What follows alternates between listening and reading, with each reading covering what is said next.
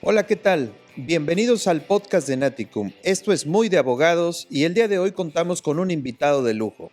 Se trata de Luis David Coaña B., quien es licenciado en Derecho por la Universidad Marista de Mérida y maestro en Derecho Penal y Amparo por la Universidad Modelo de Mérida, Yucatán.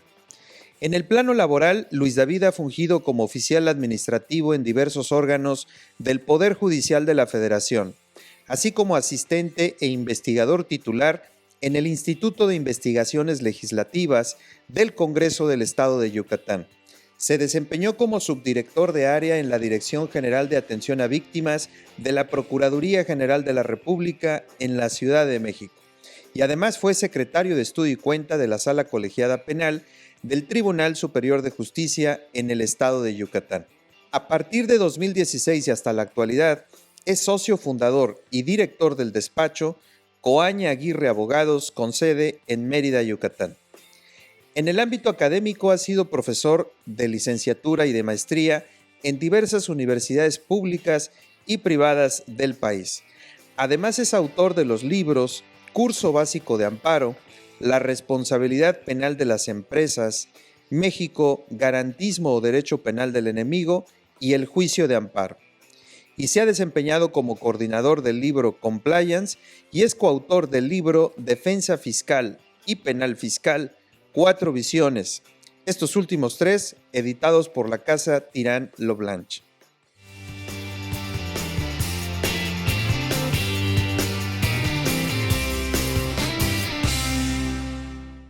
Luis David, bienvenido a Naticum. Me da mucho gusto saludarte. Al contrario, muchas gracias por la invitación, Omar. Encantado de poder estar aquí en este podcast que ya desde hace algún tiempo había tenido la oportunidad de escuchar algunos episodios y bueno, encantado de participar con ustedes. Nos halaga muchísimo, estimado Luis David, y a mí en lo particular me da doble gusto porque tengo la oportunidad de platicar con un colega experto en amparo que estoy seguro se ha destacado, te has destacado mucho por la labor de difusión, no solo en la parte académica y en tus actividades profesionales, sino además por ser muy puntual en tus opiniones en materia de amparo, las cuales por supuesto respeto y admiro muchísimo. Luis David, bienvenido. ¿Y qué te parece si para iniciar la charla del día de hoy, pues me gustaría que nos platicaras? Yo sé que te conoce mucha gente. El podcast está dirigido no solo a la audiencia jurídica, no solo a los abogados, sino buscamos que otro tipo de audiencia nos conozca. ¿Y por qué no nos platicas un poquito de tu experiencia? Gracias, Omar. Bueno, pues básicamente mi experiencia arranca ya propiamente en el año 2006, 2 años de haber ingresado a la universidad. Yo soy egresado de la Universidad Marista de Mérida. Y en el año 2006, pues por primera vez tengo la oportunidad de hacer una pasantía, como muchos de nosotros a lo mejor empezamos, ¿no? En un despacho jurídico pues muy reconocido aquí en la ciudad de Mérida, Yucatán, el despacho del abogado Castellanos Gual. De ahí pues surge una oportunidad de poder ingresar al Poder Judicial de la Federación, lugar donde primero estuve como meritorio, cuando todavía habían meritorios, ¿no? en el Poder Judicial, y luego pues surge la posibilidad, ¿no? De poder ya directamente tener un nombramiento como oficial judicial. Y pues de ahí empieza básicamente, ¿no? Ahora sí que la aventura. Tuve la oportunidad de estar 4 años en el Poder Judicial de la Federación. De ahí surge una oportunidad en el Poder Legislativo como asesor de una diputada que estuvo en la legislatura del Congreso del Estado de Yucatán en los años 2010-2012.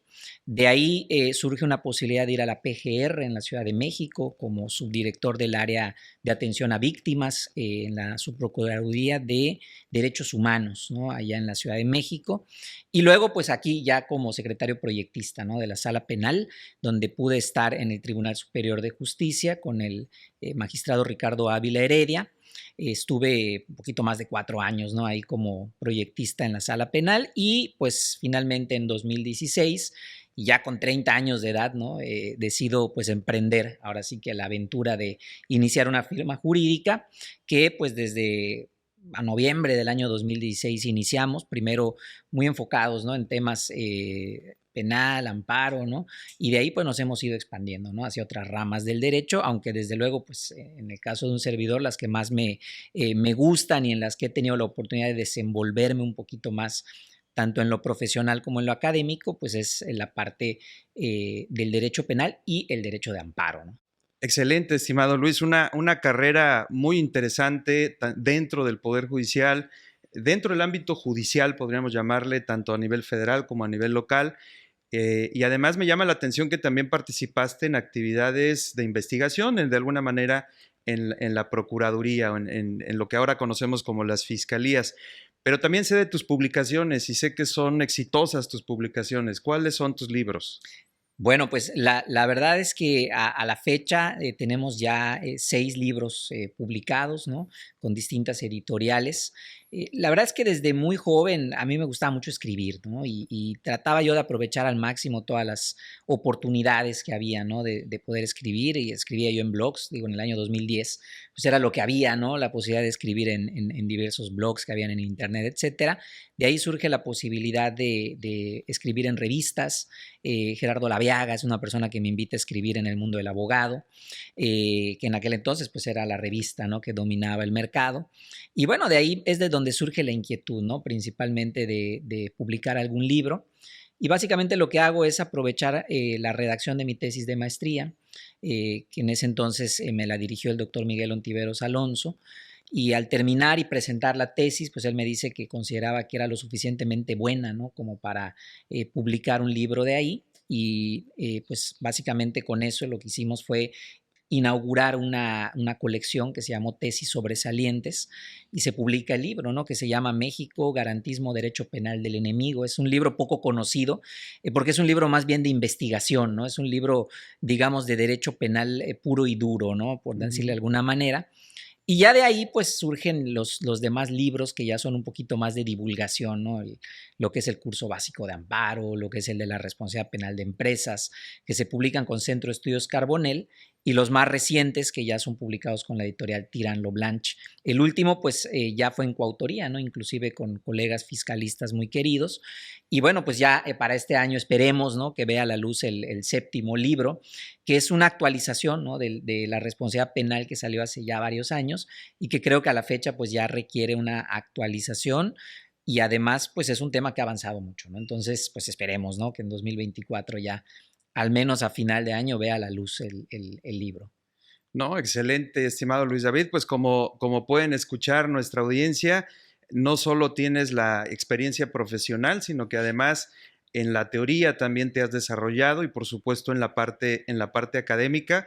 Y de manera muy honesta y muy franca, te lo digo, me da mucho gusto que estés con nosotros aquí en Atticum, porque sin duda alguna ya eres un referente, estimado Luis David, particularmente en el tema penal y específicamente en el tema de amparo. Y quisiera que, bueno, pues entráramos a la materia propia de la charla.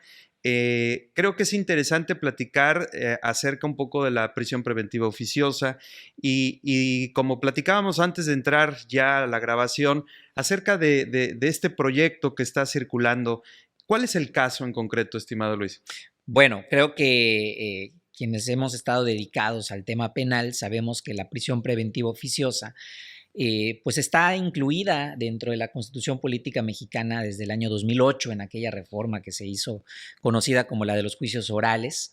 Es un tema que desde un principio fue muy polémico, porque pues básicamente implica que sin absolutamente ningún requerimiento adicional más que la sola vinculación a proceso de una persona, pues ya en automático, ¿no? Se le imponga una prisión preventiva, y pues desde ese entonces ha estado muy cuestionada, ¿no? Sin embargo, pues se había mantenido hasta que el año 2023 la Corte Interamericana de Derechos Humanos me parece que le viene a corregir la plana, ¿no? A la Suprema Corte de Justicia de la Nación, y lo que hace es decretar que, si bien es cierto, la prisión preventiva está en la Constitución, pero eso no evita que pueda ser inconvencional, ¿no? Y básicamente con ello, en los casos García Rodríguez y otros contra México, y Son Paxle Tecpile también contra México, pues ordena prácticamente hacer una reforma, ¿no? Quitar del 19 constitucional a la prisión preventiva oficiosa, y que los jueces pues hagan una adecuación de sus interpretaciones de modo tal que pues la prisión preventiva oficiosa ya no se aplique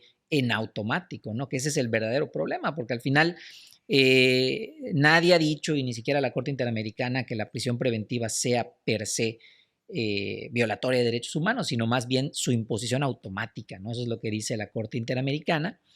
Y de ahí, pues empieza todo un debate, ¿no? En México sobre si ese criterio de la Corte Interamericana tenía alguna aplicación en el amparo penal y concretamente en la suspensión en el amparo penal, porque sabemos que el 166 de la ley de amparo, pues trae unos efectos por ahí que están directamente relacionados con si el delito amerita o no amerita prisión preventiva oficiosa.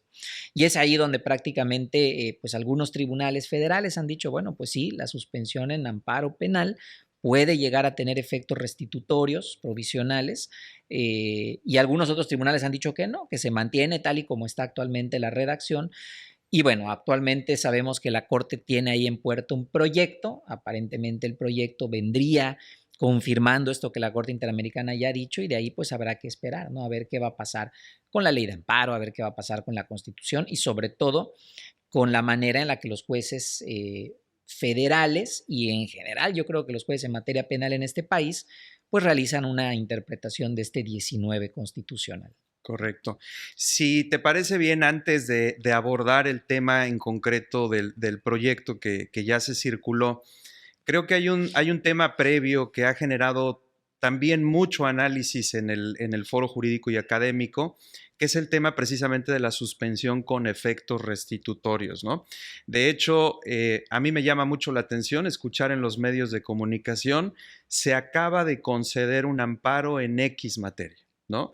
Y cuando volteamos quienes somos especialistas en esta materia, lo que se concedió fue una suspensión, con esta pequeña variante, ¿no? De que ahora esta suspensión puede de alguna manera restituir al quejoso en el goce de los derechos. Pero ¿en qué consiste esta figura? ¿De qué estamos hablando? Bueno, básicamente creo que tendríamos que remontarnos a 1994, ¿no?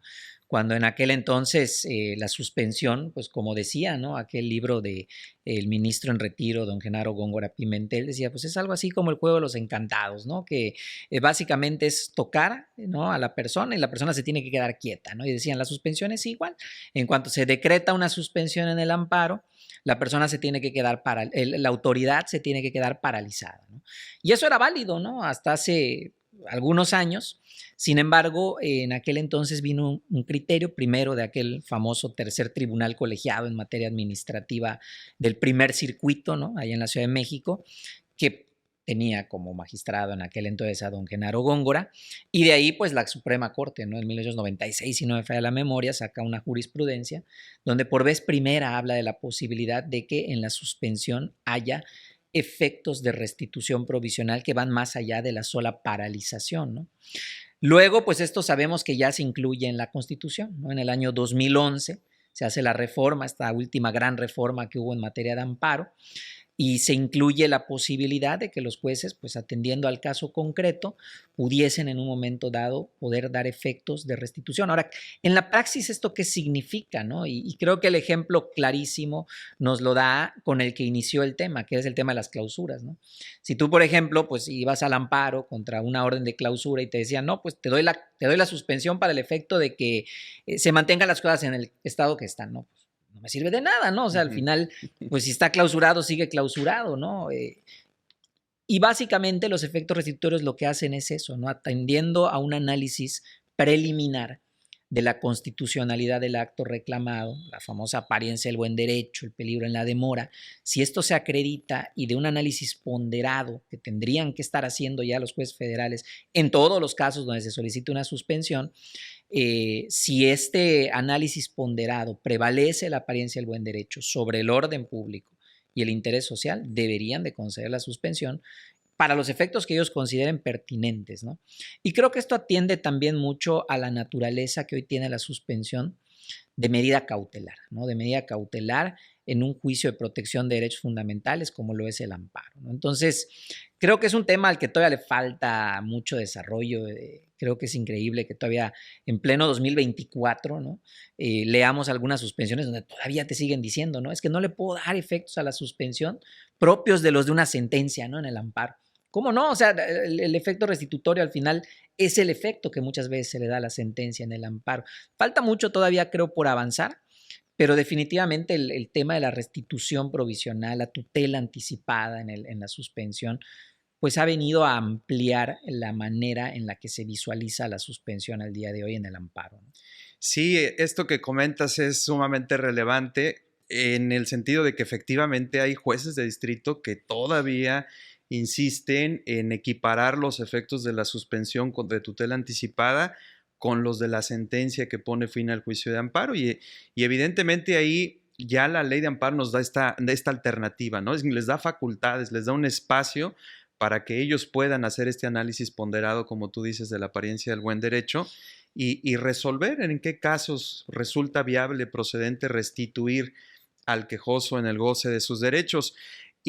Bueno, vistas así las cosas, ¿cuál es el caso en concreto que discutiría la Corte en los próximos días? Bueno, básicamente tenemos dos temas importantes, ¿no? En primer lugar, el tema sobre la inconvencionalidad, ratificar lo que ya dijo la Corte Interamericana de la inconvencionalidad de el 19 constitucional, ¿no? Y concretamente en el tema de la prisión preventiva oficiosa. Es el primer gran tema que creo que la Corte tiene ya que definir.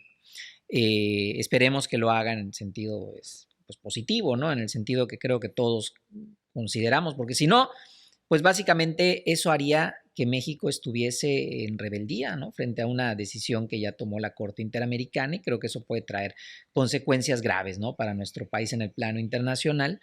Ese es por un lado, ¿no? Y por otro lado, creo que también el discutir con mayor profundidad la posibilidad de que la suspensión en el amparo penal pueda tener también esos efectos restitutorios que al día de hoy, si nosotros leemos la ley de amparo, el capítulo que concretamente trae la suspensión en materia penal, vemos que es como una camisa de fuerza, ¿no? O sea, básicamente ese capítulo le dice a los jueces qué efectos le van a dar a la suspensión dependiendo de qué acto se les reclame en materia penal y en qué estadio procesal se encuentre el acto reclamado, ¿no? Entonces, ¿eso qué ha hecho? Que los jueces se tengan que sujetar a suspensiones, como por ejemplo, pasa mucho ahora, ¿no? Que te dicen, se concede la suspensión para el efecto de que quede a disposición del juez de distrito por lo que a su libertad se refiere y a disposición del juez del proceso para su continuación, ¿no?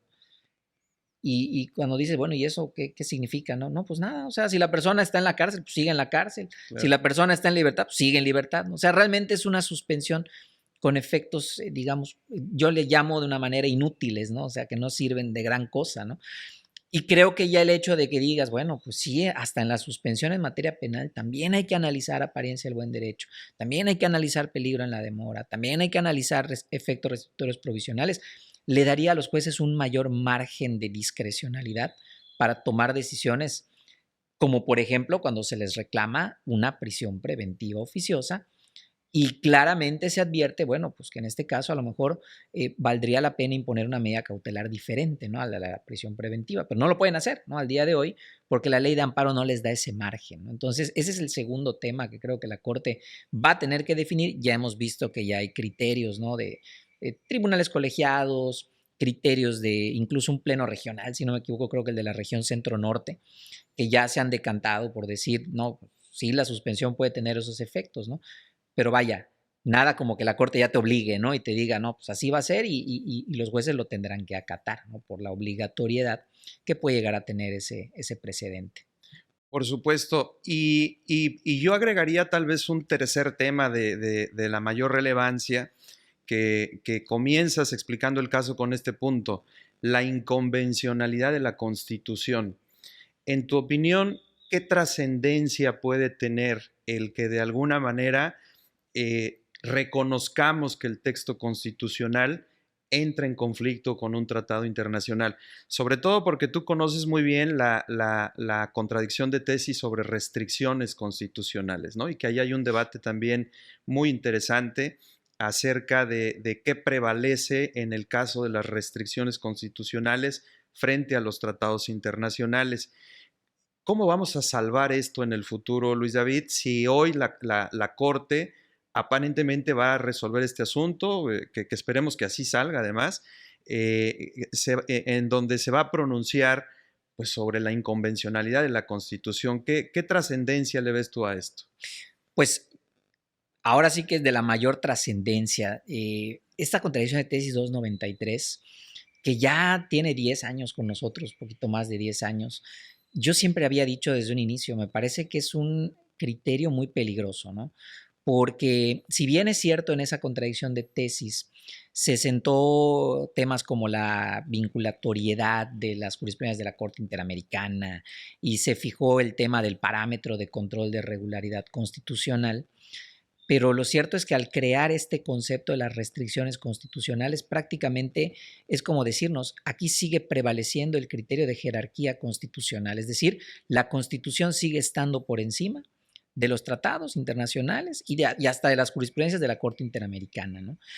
Y con eso, pues no se le dio operatividad entonces a temas que ya estaban en el primero constitucional, como el principio pro persona, como la interpretación conforme, que te piden que le piden a los operadores jurídicos preferir la norma que más favorezca a la persona humana, ¿no? Entonces, en estos casos yo creo que la contradicción de tesis ha venido a ser ese dique que ha hecho que los jueces pues no se atrevan, ¿no?, a conceder amparos contra una prisión preventiva oficiosa, como en su momento fue la también polémica figura del arraigo, ¿no?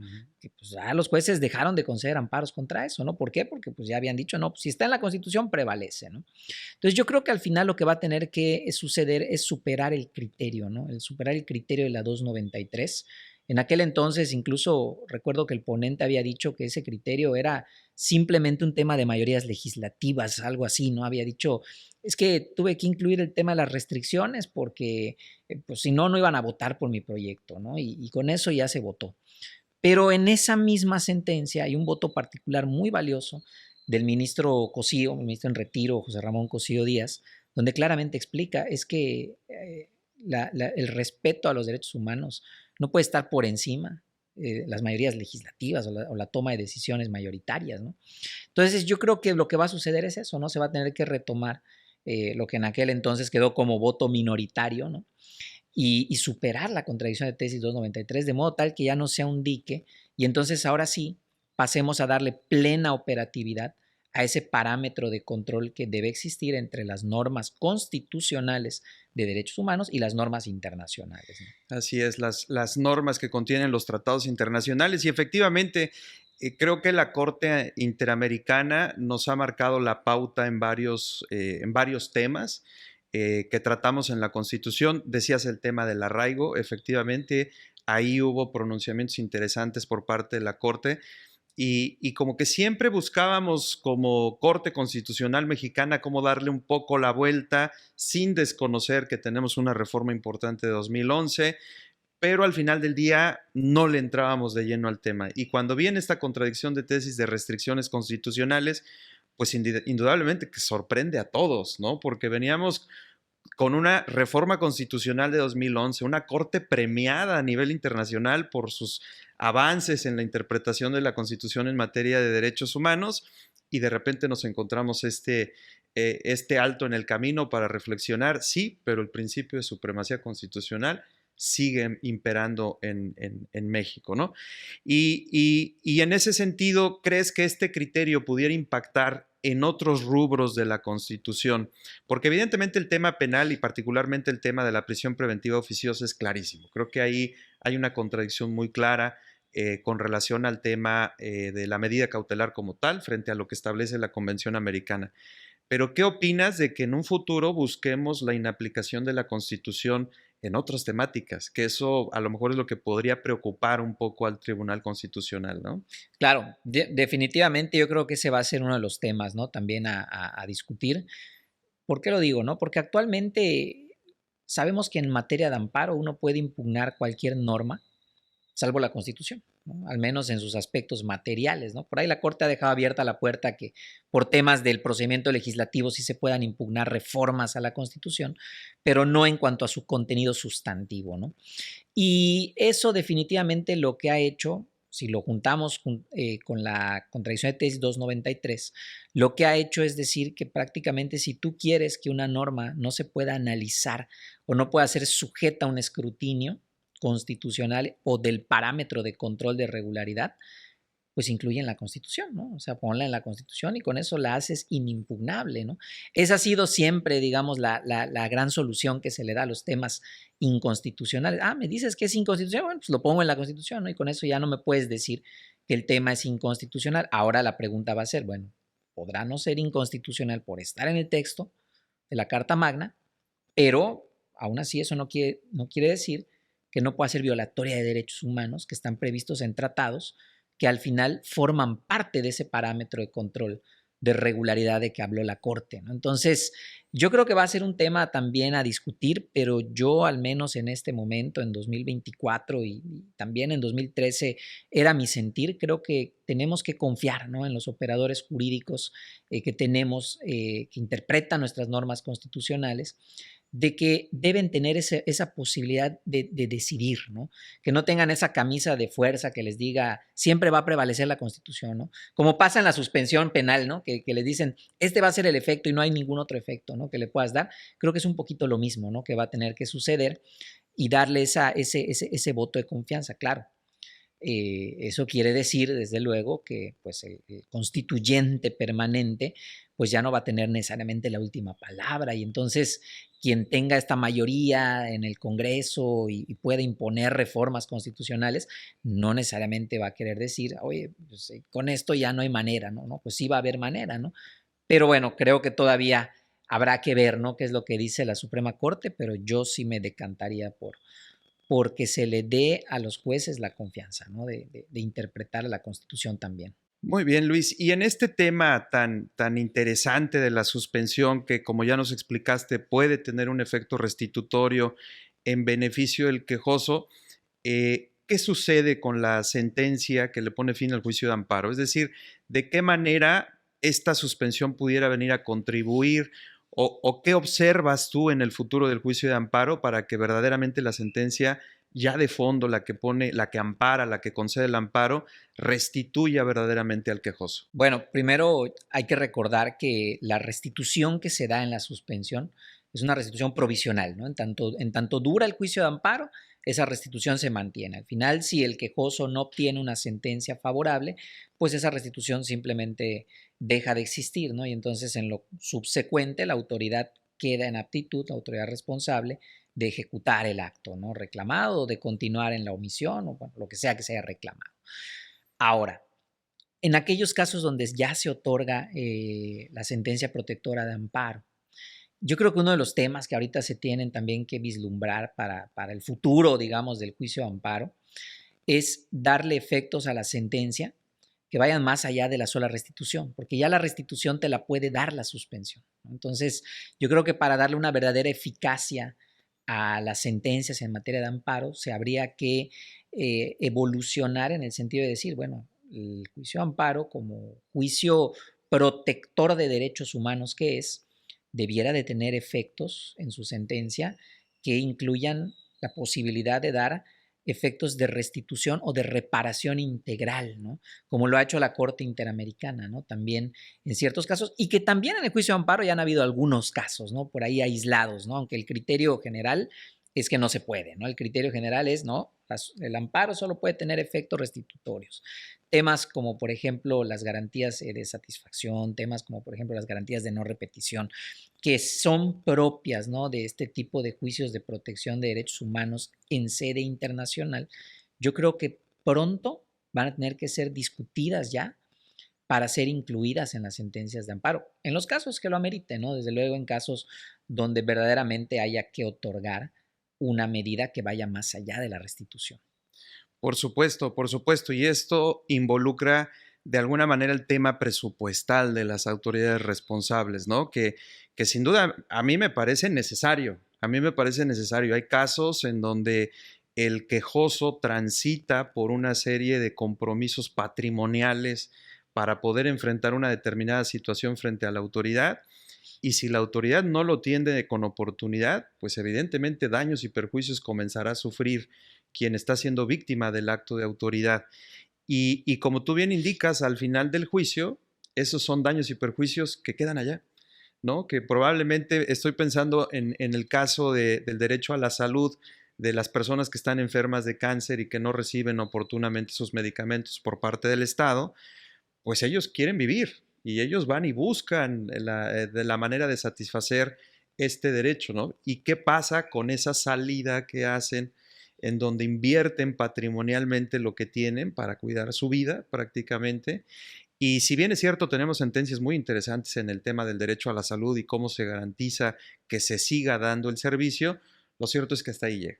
Lo cierto es que hasta ahí llega y todo lo que invirtió, en todo caso, el quejoso para el cuidado de su salud, pues queda de alguna manera impune, ¿no? O sea, la autoridad, Totalmente, gracias por totalmente. participar, ¿no? Aquí están tus medicamentos y con esto es suficiente. Pues muy bien, estimado Luis, ¿alguna reflexión final que quieras hacer, algún mensaje final para nuestra audiencia? No, pues definitivamente yo creo que para quienes gustan del juicio de amparo, el juicio de amparo, Omar, digo, creo que tanto tú como yo tenemos en común denominador que nos apasiona, ¿no? El derecho en general y el tema del juicio de amparo, ¿no? En lo particular. Y creo que en México el amparo, pese a la tradición que tiene de más de 180 años, ¿no?, de estar entre nosotros, todavía tiene mucha tela de donde cortar, ¿no? O sea, todavía hay muchos aspectos en el amparo que se tienen que afinar. Digo, aquí ya platicamos dos de ellos, ¿no? El tema de la suspensión y sus efectos y el tema de la sentencia y sus efectos, ¿no?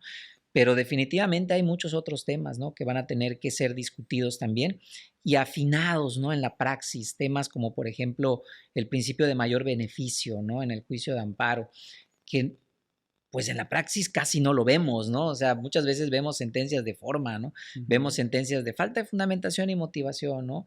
Y que al final al quejoso no le sirven de gran cosa, ¿no? A veces esas sentencias pasa mucho, por ejemplo, en temas administrativos, ¿no? Y el principio de mayor beneficio, que además ya está en la Constitución, en el 17, párrafo tercero, en cierta manera se contempla ese principio que rige al juicio de amparo, me parece que va a tener que irse tomando con mayor seriedad en los tribunales, ¿no? Va a tener que irse impulsando. Y eso hasta, inclusive me lleva a pensar que hasta minoraría quizás la excesiva carga de trabajo, ¿no?, que tienen los tribunales, porque evitaría el que haya un amparo, dos amparos, tres amparos contra lo mismo, ¿no? Si con el primer amparo solucionamos de fondo, ¿no?, el tema que se está reclamando en el amparo, pues qué mejor, ¿no?, para los tribunales federales. Entonces, creo que con eso se podrían hacer muchas de las cosas, ¿no?, que actualmente se plantean. Definitivamente creo que al juicio de amparo todavía le resta mucha vida. Hay por ahí un tema que a mí me parece que es que con el control difuso de constitucionalidad y el exoficio de convencionalidad que ahora pues los chavos como los que nos están asistiendo aquí el día de hoy ya nacieron, ¿no?, a la vida jurídica con esos temas, nosotros pues tuvimos que aprenderlo sobre la marcha. Definitivamente va a llegar un momento en donde si esto se aplica en serio, el juicio de amparo ya no va a tener mucho sentido, ¿no? Porque al final el juicio de amparo es un mecanismo de control constitucional, pero si desde los juicios de origen ya se hace esa aplicación, pues ya el amparo no tendría sentido. Pero la realidad es que pues todavía falta mucho, ¿no?, para que lleguemos a ese punto. Yo confío en que en algún momento se llegará, pero entonces eso nos obliga, ¿no?, a tener que seguir trabajando en la herramienta que tenemos los ciudadanos en México para mejor proteger nuestros derechos humanos, que es el juicio de amparo. Así es, y eso de alguna manera compromete a nuestros jueces ordinarios a estar en constante capacitación para enfrentarse a este tipo de retos, ¿no? Cuando verdaderamente hay una norma que tenga que inaplicarse al caso concreto por resultar contraria a la Constitución o a la Convención, con seriedad, con responsabilidad, pero hacerlo. Y yo soy de la idea, Luis, de pedirle a la Corte que evite esas jurisprudencias que dicen que si no hace el juez ordinario el control ex oficio, no pasa nada, lo hacemos nosotros. Pues evidentemente eso libera de responsabilidad a los jueces y pues este es un argumento de constitucionalidad, vete al amparo y allá que lo resuelva, ¿no? Y claro, como tú bien indicas, en la medida que esto ocurra en los tribunales, esto va a minorar de alguna manera la carga que tienen actualmente nuestros tribunales federales. Y de la mayor relevancia lo que comenta sobre el principio de mayor beneficio en el juicio contencioso administrativo federal opera totalmente. Opera porque si no te regresa la sentencia del amparo directo, eso es lo paradigmático, ¿no? Que en amparo directo el juez, el tribunal colegiado te lo regrese porque no aplicaste el principio de mayor beneficio, pero cuando estamos hablando en el ámbito del amparo indirecto, el juez de distrito se decante por cuestiones de forma, como dices, ¿no? Totalmente. Entonces, pues son retos muy interesantes. Además, la Constitución los obliga, principio pro persona y todo lo que el marco constitucional que actualmente tienen, pues indudablemente que los vincula. Pues muy bien, Luis, como siempre es un placer. Nos da mucho gusto que nos hayas aceptado la invitación. Esperemos que recibirte por aquí muy seguido con todos estos temas importantes. Estaremos muy pendientes de la resolución de la Corte sobre prisión preventiva oficiosa para ver si más adelante nos regalas unos minutos adicionales para platicar y reflexionar sobre lo que la Corte resuelva en este punto. Muchísimas gracias, Luis. Al contrario, Omar, encantado, como te dije al inicio, de poder estar aquí con ustedes, con tu audiencia, con tu equipo de trabajo. Y por supuesto, cuenta con ello. Esperemos pronto ya tener noticias sobre, a ver si ahora sí, ¿no? Ya nos animamos a decretar la inconvencionalidad de el 19 constitucional en la prisión preventiva oficiosa. Excelente, Luis. Muchísimas gracias y muchísimas gracias a todos. No se les olvide seguirnos en nuestras redes sociales, visitar nuestra página de internet. Hasta la próxima.